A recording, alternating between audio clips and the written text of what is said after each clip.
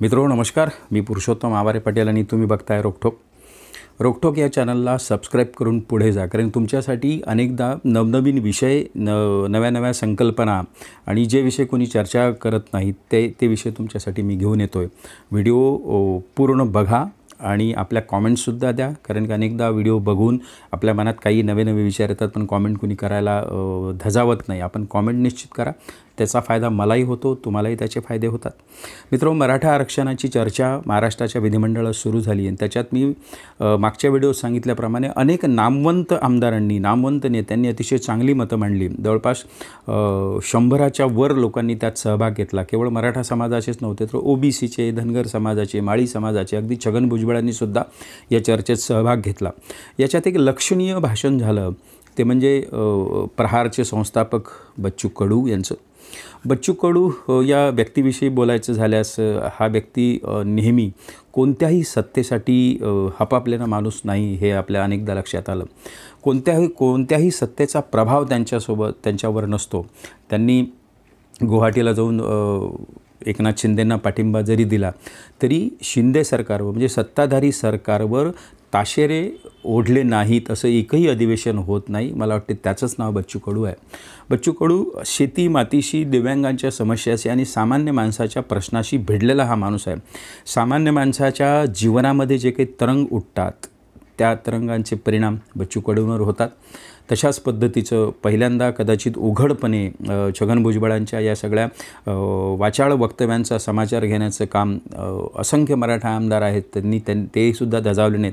बच्चू कडू त्याच्यासाठी पुढे आले. सभागृहाच्या बाहेरसुद्धा बच्चू कडूंनी भुजबळांच्या या उटपटांग वक्तव्यांचा जाहीर निषेध केला, जशात तसं उत्तर दिलं. आणि केवळ बाहेरच नाही, तर सभागृहातसुद्धा बच्चू कडूंनी अतिशय लोकांच्या मनाला भिडेल या पद्धतीचं वक्तव्य केलं, भाषण केलं. जवळपास अर्ध्या तासाचं त्यांचं भाषण अतिशय गाजलं. मीडियावर ते मोठ्या प्रमाणात व्हायरल होत आहे. तुम्हीसुद्धा ते बच्चू कडूंचं भाषण शब्दशः ऐका आणि हा व्हिडिओ आवडला असेल तर लाईक करा, शेअर करा. कार्यकर्ता भस्म होऊन जाईल, पेटून जाईल. अरे मोठे मोठे कार्यकर्ते, मोठे मोठे मंत्री महोदय जर आम्ही पाहतोय का द्वेष निर्माण करणारे भाषण जर करत असेल तर कसं होणार आहे?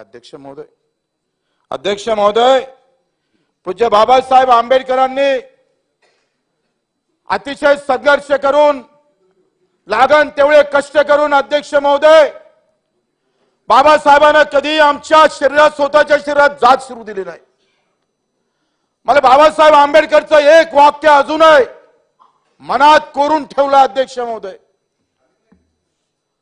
महोदय, बाबासाहेबांना हे म्हटलंय का होय मी पहिले भारतीय होय, नंतर सुद्धा भारतीय. आम्ही महापुरुषाच्या नावावर जात लावून देतोय, एवढे नालायक निघालोय. पेटून द्यायला पाहिजे सगळ्यांना. खरं तर पुतळा लावला, पुरुषाचे फोटो लावले का तो त्या जातीचा. आणि बाबासाहेबांच्या पहिला पुतळा, अध्यक्ष महोदय, माधवराव बागल कोल्हापुरात पहिला पुतळा बाबासाहेबांचा एका मराठ्यानं उभा केला. याचा आनंद आहे, गर्व आहे. अध्यक्ष महोदय, महात्मा ज्योतिबा फुलेंचा फोटो इथं आहे. बोलतोय मराठ्यावर बोलतोय. तुम्ही आंदोलन काही कुचकुच करू नका. अध्यक्ष महोदय, महात्मा ज्योतिबा फुलेंना पहिली शिवजयंती शुभाची, कुठे जातीपातीचा कुठे विषय नाही. महाराष्ट्र कसा होता त्या महासंत सगळ्या महापुरुषांना आम्हाला दाखवून दिला. अध्यक्ष महोदय,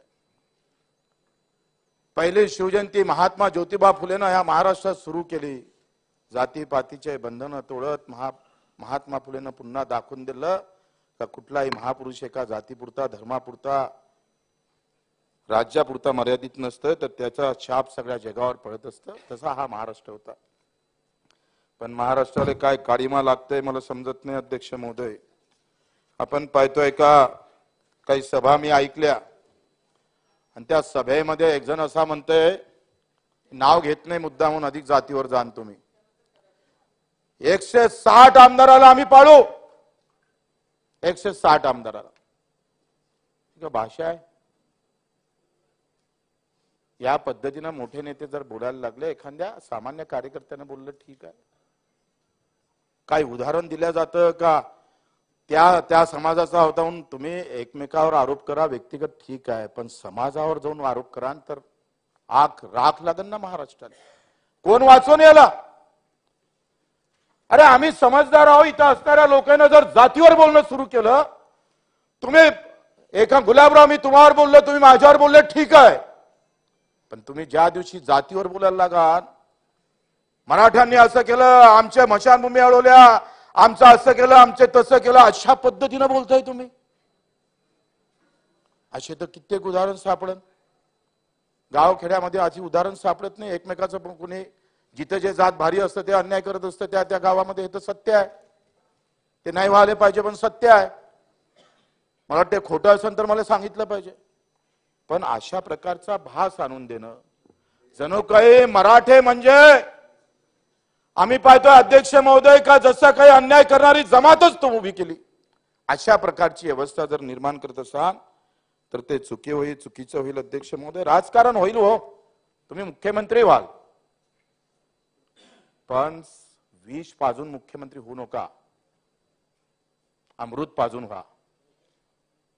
ते नाही होता येतं. आणि अध्यक्ष महोदय अशा प्रकारचे हे कारस्थान थांबले पाहिजे.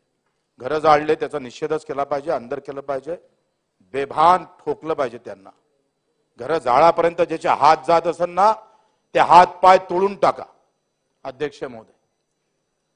पण मला वाटते एकाय माणसानं इथं उल्लेख केला नाही, 50 मराठ्यांच्या पोरांनी आत्महत्या केल्या. योगेश नावाचा पोरगा PhD झालेला होता. मी त्याच्या घरी गेलो तर फक्त डोळ्यात पाणी होते, फक्त डोळ्यात पाणी होते. त्याच्या बापानं आत्महत्या केली होती. घर पळाले झालं होतं अंगावर. शिकून शिकून आता नोकरी लागत नाही म्हणून तो आखरी एकतर कापसाले भाव भेटत नाही. मराठवाड्यातला जर भाग पाहिला तर अतिशय दुष्काळी भाग आहे.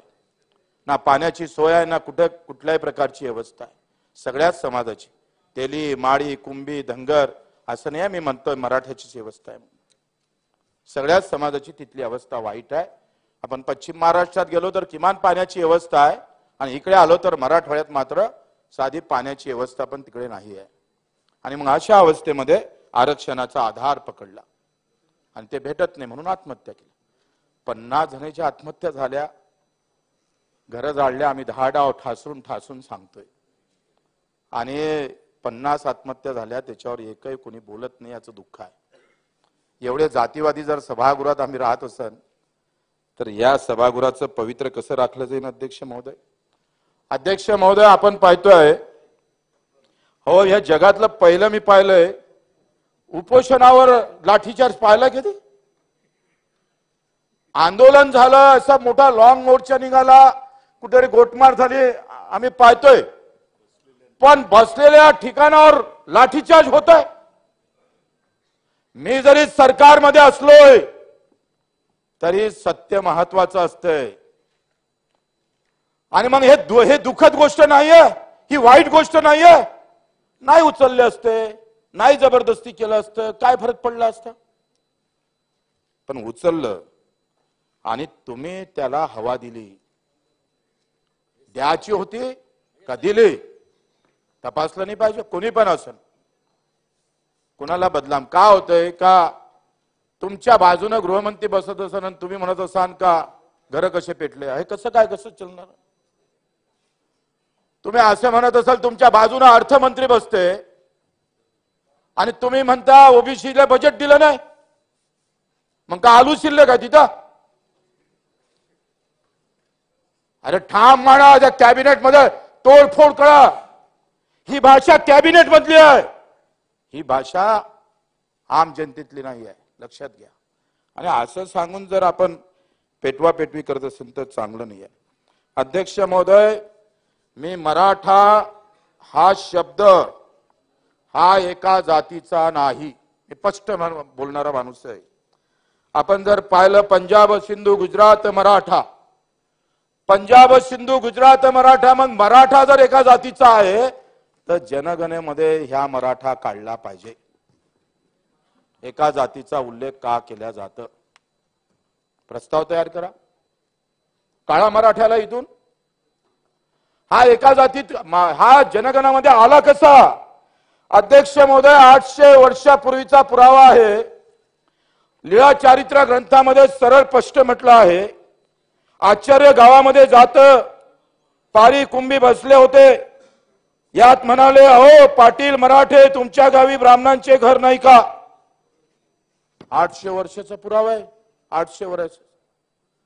कुंभी हा मराठाचा आहे, पाटील हा मराठाचा आहे. पाटील पदवी आहे. हो गुरधर साहेब, तुम्ही पाटील कुंभीमध्ये येत नाही, पण पदवी पाटील लागली ना तुम्हाला. पाटील पदवी आहे, देशमुख पदवी आहे, ते कोणत्याही जातीला लागतं. पण पाटील हा आम्ही पाहतोय का, मराठा ही सुद्धा या मुलखाचं नाव आहे. वेळात वीर दवळले सात. आम्ही पाहतोय का मराठ्याचं वर्णन आम्ही पाहतोय.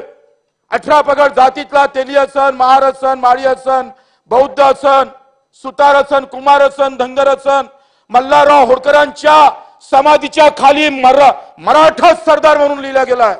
ते काढान काय तुम्ही? ते काळाची ताकद आहे तुमच्यात. मराठा हाच मी म्हणतोय. कुंभी 400 वर्षापूर्वी तुकाराम महाराज म्हणतोय, बरे झालं देवा कुंभी केलो, नाहीतर अहंकार न मेलो असतो. नंतर 200 वर्षापूर्वी महात्मा ज्योतिबा फुलेचं आसूड आहे. याच्यात काय म्हणताय अध्यक्ष महोदय? ज्या महात्म्याला आम्ही मानतोय, जातीचे नसले तरी आम्ही महात्मा फुलेचे कट्टर कार्यकर्ते आहे. महात्मा फुलेसाठी लागण तेव्हा मरण यावं तेवढं मरण आम्ही स्वीकारू. अध्यक्ष महोदय, महाराजांचा पहिला पोवाडा लिहिणारे आमचे महात्मा ज्योतिबा फुले काय म्हणतं? कुळवाडी भूषण पावाडा गातो भोसल्यांचा, छत्रपती शिवाजींचा, लंगोट्यास देई जानवी, पोशिंदा कुंभ्यांचा, काळ तो असा यवनांचा. अरे महात्मा ज्योतिबा फुलेले खोटे मागताय तुम्ही? महात्मा ज्योतिबा फुलेने खोटं बोलले? हे आसूड शब्दात त्यांनी लिहिलेला पोवाडा अध्यक्ष महोदय. इथून ते समोर म्हणतंय, तुम्ही यांना जर खोटं पाळत असेल तर कसं होणार अध्यक्ष महोदय? जिजाबाईचे मूळ घर होते पुण्यास. खान राहिला तिथं वस्तीचं, मराठाचं चौकीबंदी गावात शिरण्यास. म्हणजे स्पष्ट होते का मराठ्याला तिथं चौकीबंदी केल्या जात होती, म्हणजे 18 पगड जातीला. अध्यक्ष महोदय, आज मराठ्याला त्यावेळेस बंदी होती. दुर्दैव आता मराठ्यांना बंदी करावं लागतं. काय मला तर वाटतं, जे मराठे मंत्री झाले त्यांनाच खरं तर धन्यवाद द्यायला पाहिजे. चांगलंही केलं का मराठ्यांनी मराठ्यासाठी आरक्षण दिलं नाही. अध्यक्ष महोदय, एक आसूडचा दुसरा भाग आहे. त्याच्यामध्ये एक गृहस्थ जातं महात्मा ज्योतिबा फुलेकडे, आणि त्यांच्या पगोट्यात 3 शेंड्या लोंबत नव्हत्या. शिंप्याचं म्हणावं. पगोट्यावर जागोजागी सुया टोचल्या नव्हत्या. सोनारातील म्हणावं. त्याच्या भाऊपुढे उरडा निघाला नव्हता. व ब्राह्मणातील म्हणावं. महात्मा फुलेले चिंता लागली, काय म्हणावं याला. आणि तेव्हा आपला मोहरा माझ्याकडे फिरून आपणच मला प्रश्न केला की, तुम्ही मला ओळखले काय? महात्मा फुलेला म्हणतात ते. मी म्हणालो, नाही महाराज. म्हणजे ज्योतिबा म्हणाले, मी तुम्हाला ओळखले नाही, माफ करा. गृहस्थ म्हणाला, मी मराठी कुळातील मराठी आहे. तुम्ही मराठे असाल, परंतु तुमची जात कोणती? असे महात्मा ज्योतिबा फुले म्हणतात. आणि मग गृहस्थ म्हणते, माझी जात मराठे. मग मी म्हणजे ज्योतिबा म्हणते, महाराष्ट्रात जेवढे म्हणून महारापासून तो ब्राह्मणापर्यंत लोक आहे ते सर्व मराठे आहे. आता एवढं स्पष्ट 200 वर्षापूर्वी महात्मा ज्योतिबा फुलेंना म्हटलंय, हे तुम्ही लोकांसमोर आणत नाही. आणि अध्यक्ष महोदय, आणि म्हणून ते मग पुन्हा विचारतोय, तर म्हणते मी कुंभी. तुम्ही अमुक जातीचे आहात याचा उलगाडा तेवढ्यात होत नाही. मराठे म्हणून तुम्ही कोणत्या जातीचे आहे हे सांगता येत नाही. म्हणून गृहस्थ मग त्याला सांगतं, मी कुंभी आहे. आता हे माझ्या हातचं नाही, महात्मा ज्योतिबा. तुम्ही महात्मा ज्योतिबा फुलेला हे खोटं मानाल का?